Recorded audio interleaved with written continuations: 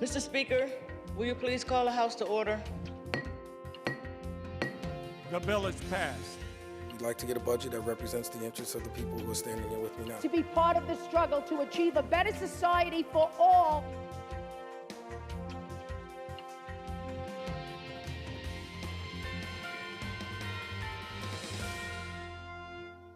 Welcome to Assembly Update. I'm Assemblyman Angelo Santabarbara, and I'm excited to welcome my guest to today's episode, who is the CEO, the new CEO of Living Resources, an organization that's been around since 1974. That's been supporting and empowering people with disabilities. As you know, I share a personal story with my son Michael, and I've been involved with this organization for quite some time. Elizabeth Martin is here with us. Welcome, Elizabeth. Thank you very much. And I'm excited to hear about your new role as CEO. Mm-hmm. We knew Fred Ehrlich very well, Yeah. worked with him on a number of projects, and we wanted to have you in to talk about some new and exciting things that are happening at Living Resources. Oh, great. Well, thank you very much. Yeah, there's a lot of new stuff coming on. This is marking my second year, or my second year anniversary. I just hit my second year anniversary. And it has been a wonderful whirlwind the whole time, despite COVID. So, but one of the most exciting things that we're doing right now is that we've just set up an affiliation with Family and Child Service of Schenectady, a small nonprofit based in Schenectady that do a lot of the same programs that we do. They support people with disabilities in the community, and they are becoming an affiliate of ours, so we're really excited. That's wonderful news, and we do some work with them as well. Mm-hmm. In Schenectady. They're in the Schenectady area, and you're right. Their mission goes right in line with the mission that you're serving, and we've always been excited to work with them and to see this partnership Mm-hmm. now. I think it's just exciting news, and it's great to hear that people are supporting one another in this manner. Yeah, absolutely. And I know that Living Resources has a number of different programs that we've talked about up here at one time or another, and the College Experience Program is one of the most exciting things that I was able to explore. Tell us about how that's going and what are plans for the future. Well, let's start by maybe now an outline of what College Experience is. Yep. The College Experience Program is a partnership with St. Rose that we have. It's a wonderful program. What it does is for individuals with disabilities who are becoming adults, wanting that college experience just like everybody else. They get that by participating in the College Experience Program. And what it does is it provides them dorm living, so living on their own, and they get intensive education about how to live independently, getting jobs, they get internships, they get help finding jobs. And then after a couple of years, they graduate and they are living independently. And it is a wonderful program. I've had actually parents come to me and say, when my child started this program, she couldn't stop clinging to me. I didn't think she was going to make it. I wasn't sure. And now they're working on their own, they're living on their own, they're socializing, they're independent, and brings tears to their eyes often because it is a transformational program, not only for the individuals who are participating, but quite often for the families themselves. So. And my experience with it, of course, I toured the campus. We looked at the program and the internships. Some of the interns that have worked in my office here at the Capitol and in the district office have been from that program. So like firsthand seeing people being able to take internship programs because of a program like this that's supporting them, it is absolutely amazing. And I think the program has grown over the years. It has, absolutely. In fact, last spring we just graduated our largest graduating class. There was about 27 kids in it.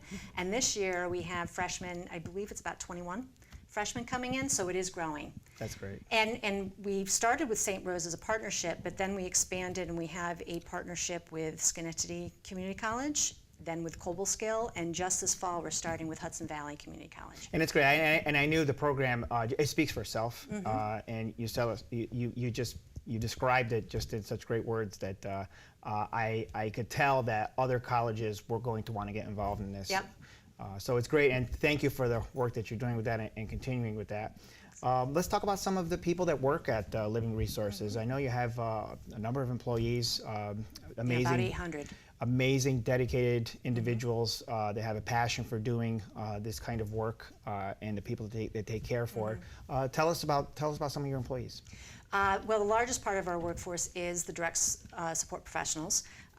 They are the heart of the organization, and they tend to be people who are wanting to help be coaches, mentors, caregivers, the whole nuts and bolts of it, because it's all about helping support people with disabilities to be fully engaged in the community, to live their lives with dignity, independence, and happiness, to get as independent as possible. And the direct support professional is really key to helping them get there. And then outside of that, we have a boatload of administrative people as well, not as many, but they are also critical to the whole operations, because without any one of our staff, we would fall apart. So every single member of our team is critical. And it's important work, and people. When you look at the mission, you look at the people that you're serving. It is important work in our community, and I think that it affects a lot of our community. I know that there's a number of events that you have throughout the year, and I know during COVID some of these events were suspended or didn't happen or happened in a different way. But I know we talked about your event in Saratoga, the fashion show. Yep. Maybe we could talk about that and some of the upcoming things to support Living Resources. Yeah, absolutely. So we tried this, we experimented it with the first time. COVID was a nightmare. we weren't able to do really anything. But what we decided to do was try something different, and we hosted a fashion show that also was a day at the track up this past August, up at the 1863 Club and on the track. But we did it in partnership with another small nonprofit called Building on Love. And we did that because rather than always trying to compete with each other, a lot of nonprofits are always trying to compete with each other, we're all trying to get the same goal: expand our donor base, get support and funding for things that a lot of times the state funds don't often cover. So we did it together as a group, and it was a huge success. We were sold out. I was impressed with it. That was very remarkable. And Building on Love is a nonprofit that provides temporary financial assistance to individuals who have experienced a traumatic or devastating health condition or diagnosis. So that's what they do. So like if you are, if you need help paying rent or paying the mortgage for a little bit of having a car payment, they can help you out with that temporarily. That's great. It sounds like an so amazing. It aligns very much with our another amazing organization, and it's great. It's great to see these partnerships. They are important. And the event sounded like a lot of fun. I hope to make the next one. I don't know, is there one coming up? There's one. Well, there's another event coming up. Yes, we have our annual golf tournament. That's one that we do every year. That is coming up at the end of September.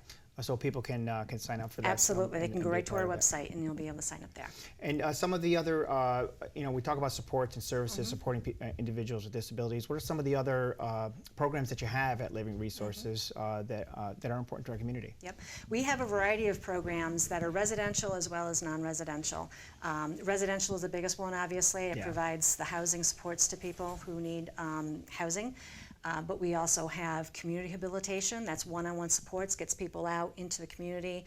It can be recreational, but it also is learning life skills. We have our employment support program, so that it helps people to find and obtain and keep their jobs. That is a critical program that I'm hoping to see grow, particularly over the next several years, because there's a big push because it's the right direction. I was just about to mention it, People with disabilities should be working. We should be having that expectation that they can work, because most of them can. And they should be able to enjoy that dignity of having a job. We also have, on top of that, we have our day programs. So one of our biggest programs is our day program that's without walls. It goes out into the community rather than being site-based. For that one, we have more than 300 individuals in that program, and that covers an area going as far north as Warren, Washington County, and going down to Rockland County. So that one's growing as well. So your area, you service. It's a big area. Yes, we service going up to towards the Adirondacks, and then all the way down into the Hudson Valley. And some of the programs that you're talking about, of course, they're all back online, but during COVID, it was difficult, right? Yes. It was difficult, challenging to get through some of Yeah. these and to keep things going. Yeah, it was absolutely. Between a lot of restrictions, especially like day programs and some of the community-based programs, we couldn't operate them because there were all these restrictions about, being out in the community and whatnot. We also had to shrink them because there were rules about social distancing and things of that nature. So it was difficult to have them fully operational. They are getting back up to fully operational. It's been, the struggle at this point is now the staffing. There is a workforce crisis, which I'm sure you're not unfamiliar with. I'm sure the rest of the world is not unfamiliar with. It's everywhere. What's interesting is that we had a workforce shortage crisis before COVID. It's gotten worse with COVID, and now it's widespread. So before you'd see pockets of industries that had the workforce shortage, now it's everywhere. So that's been a challenge. And that's exactly right. And it's been a topic of conversation because, you're right. The crisis was here before the COVID ever hit, and the challenging environment just made it worse. And I think it ended up to a point where we have a crisis, but now it's a bigger crisis. And I know that the people that work in this industry, as I said, work in these jobs, they have a passion for doing this. They want to do this work. So it's important that they receive all the support that we can provide. And I know that people out there that want to support Living Resources, I hope that they will check out your information. I know you have a website. Yes, livingresources.org. Yeah, and there's different ways that people can support the organization, whether it's attending a fundraiser or a number of other things on there. I hope people will take the time. Certainly my family's involved because I have a son with disabilities. Yep. But some people may not know about the mission that you serve in our community, but it's important that people know how important it is, and to keep these programs. The College Experience Program alone, giving people that opportunity to be able to go on a college campus and do things that perhaps maybe you didn't think were possible, but with the right supports and services, we learned that it is possible, right? Absolutely. And the upcoming golf tournament, people can sign up for that, or they can participate in any other events. I do want to thank our outgoing CEO for his work, Fred Ehrlich, and I know that you are excited to take the reins in these past 2 years. And although through challenging times, you've managed to keep things going and advance some partnerships and some new and exciting things. Yeah, absolutely. It's an exciting future. And I hope that we can continue our work together here at the State Capitol. I know that the issues that you talked about are very important to all of us up here. One of the things that you mentioned that I think is just a reality. There's a workforce shortage, but people are looking to make partnerships for people with disabilities to take employment. And these are people that unfortunately sometimes were overlooked. But I'm seeing that trend change, and it's not just one or two organizations, a number of different companies that are looking to hire people with disabilities, and they're finding that they can find really good employees. Absolutely. I think for years there's been this myth that that they can't do the work, or that it costs too much to accommodate any type of disability. In reality, it doesn't. And there's actually been studies that show that businesses that are inclusive of people with disabilities in their employment actually tend to be more profitable. And I've heard the exact same thing. I've gotten feedback from some of these companies, and they said, "Where can we find more people that are interested?" And it is growing. So I want to thank you for the mission that you serve and for advancing that a number of initiatives. But that is truly life changing for many people. Absolutely. I want to thank you for coming in, for being on the show, and I hope that people take the time to learn more about Living Resources. We'll be talking more about organizations like this that do great work in our community on our next episode of Assembly Update. Join us then. Thank you.